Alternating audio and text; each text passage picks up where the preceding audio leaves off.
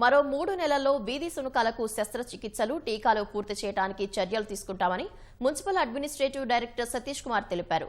అనంతపురంలోని dog సెంటర్ను ఆయన పరిశీలించారు. రాష్ట్ర వ్యాప్తంగా 2,40,000 సునకాలు ఉన్నట్లు గుర్తించినట్లు తెలిపారు.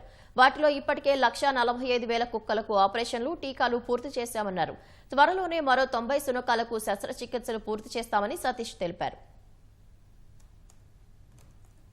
ఎక్కడైతే డాగ్స్ ఉన్నాయో ఆ డాగ్స్ని అక్కడ నుంచి తీయకుండా గతంలో కోర్టు తీర్పు ఇచ్చారు. దాంట్లో కొంత మాడిఫై చేస్తూ ఆ మాడిఫికేషన్ ప్రకారం డాగ్ షెల్టర్స్ని ఏర్పాటు చేయొచ్చు ఊరు బయట, ఎవరికి ఇబ్బంది లేకుండా. అదేవిధంగా ఫీడింగ్ జోన్స్ని కూడా ఏర్పాటు చేయమని చెప్పడం జరిగింది. దాంతోపాటు ఆపరేషన్స్ చేయడం, వ్యాక్సినేషన్ చేయడం అనేది మున్సిపాలిటీ యొక్క బాధ్యత కింద ప్రభుత్వం గుర్తించింది. ముందు ఇన్స్టిట్యూషన్స్లో ఉన్నటువంటి డాగ్స్ నుంచి ప్రొటెక్షన్ కోసం ప్రతి ఇన్స్టిట్యూషన్కి ఒక నోడల్ ఆఫీసర్ని అపాయింట్ చేశారు.